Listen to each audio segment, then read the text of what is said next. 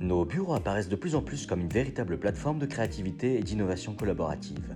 Les salariés veulent plus de flexibilité et plus de confort quand les entreprises, elles, veulent plus de productivité. La solution idéale? Le flex office. Mais alors, quelles évolutions pour nos espaces de travail? Quel type d'interaction le flex office permet-il? Et quelles solutions digitales sont les plus adaptées? Pour y répondre, nous partageons avec vous un aperçu des discussions passionnantes que nous avons eues avec nos partenaires.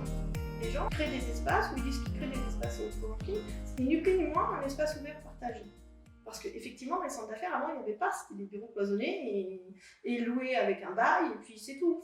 C'est un espace où c'est un open space, mais cloisonné, hein, chacun a sa place attitrée. Et ils ont su mettre en place, à côté, toute l'architecture, avec des salles de réunion grandes, hein, pour les grandes réunions, des salles plus petites en libre accès, des box pour téléphoner. Alors, il y a une tendance, il y a 7-8 ans, avec beaucoup d'open space et très peu d'espace au calme. Maintenant, il y a des surfaces de bureaux un peu plus mixtes où on va en fait combiner des espaces d'open space qui sont importants pour l'émulation des employés, l'espace collaboratif, tout en développant de nouveaux espaces de travail, soit au sein de ces open space avec de nouvelles techniques de mise à l'écart, ça peut être des fauteuils, des coins un peu plus à l'écart pour pouvoir réfléchir à 2-3 collaborateurs ou s'isoler pour pouvoir passer une conversation téléphonique, et avec des espaces de réunion, bureaux partagés. La vraie clé, en fait, c'est que la rencontre des gens et les échanges d'idées et la collaboration de ces personnes se font de plus en plus au travers de plateformes. D'accord. Et donc, l'espace ouvert et le flex office est de plus en plus approprié, en fait, à la transformation de ces échanges entre collaborateurs. Ouais. Toutes les fonctions, tous les types de jobs ne sont pas compatibles avec ça.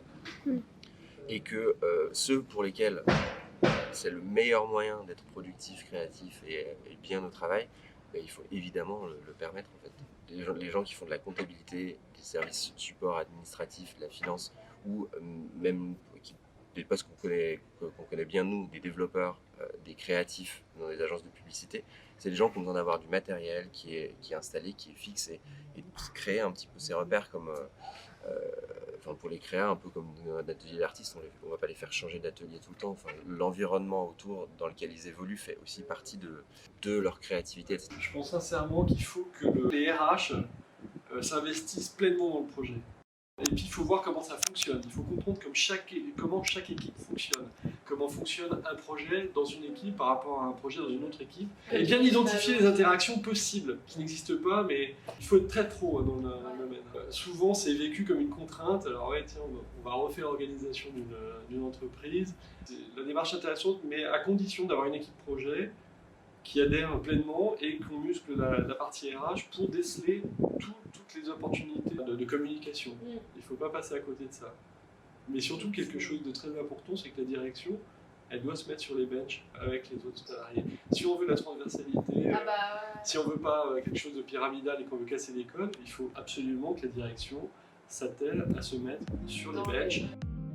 Comment se passe la collaboration entre les différents coworkers ? Il y a vraiment des profils totalement différents.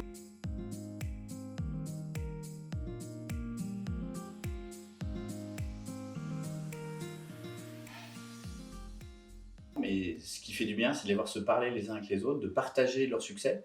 Et puis d'organiser des événements aussi. Ça, je pense que c'est la vraie force de la communauté OHQ, c'est qu'on a plein de formats d'événements qui permettent aux coworkers de se retrouver, de rencontrer aussi des gens de l'extérieur.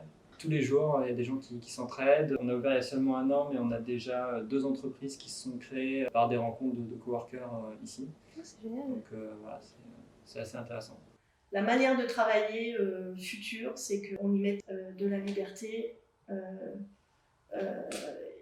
et qu'on mutualise nos moyens, que ce soit un carrefour d'idées, un carrefour de compétences, un carrefour de moyens. Et le fait de se retrouver ici, dans des espaces comme ça, on se libère d'un engagement. Et on répond à des choses différentes. C'est vrai qu'on est un peu différent des autres.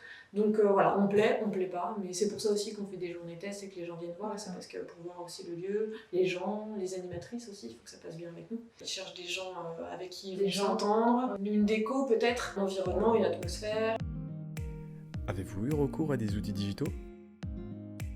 On est dans un bâtiment qui a été construit en 1950 et la première chose qu'on a fait quand on a restauré ce bâtiment, c'est qu'on voulait entièrement le domotiser. Donc tout est piloté avec nos téléphones, soit les volets, la lumière, avec climatisation, la VMC, compris bien sûr les portes avec Welcome Air. Alors oui, on a des outils digitaux au sein du hub, mais c'est vraiment des outils qui ont un sens parce qu'ils répondent à un besoin.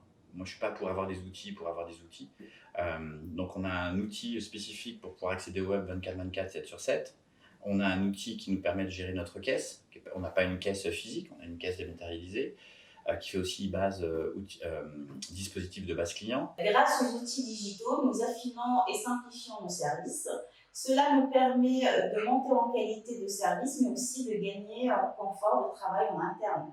Gain de temps, d'efficacité et simplicité de gestion du lieu. C'est des personnes pas de la génération Y. Mais ils s'y mettent doucement, ils trouvent ça confortable. C'est vrai que s'ils habitent un petit peu loin de leur siège social, par exemple, ils ont un centre de coworking à côté de chez eux. Ouais, c'est que du plus. Si le vendredi, ils peuvent travailler directement. Si, mettons qu'il y a une personne qui habite, je sais pas moi, qui habite Versailles ou qui habite. Il y a du trafic, il se dit au pire, voilà, il y a un accident sur l'autoroute. Au pire, je vais au centre de coworking, on a une place, on a 10 places réservées à l'année. Voilà. Les outils digitaux peuvent faire partie des réponses et à mon avis, ils en font vraiment partie, aussi bien pour la gestion des sites que pour l'animation et la communauté. Et grâce à ce type d'outils, notamment l'accès à l'espace 24/24, on répond à un besoin client et qui me permet moi aussi d'avoir une activité à côté, de pouvoir laisser en autonomie les coworkers parce qu'ils savent qu'ils peuvent rentrer et sortir comme ils le souhaitent.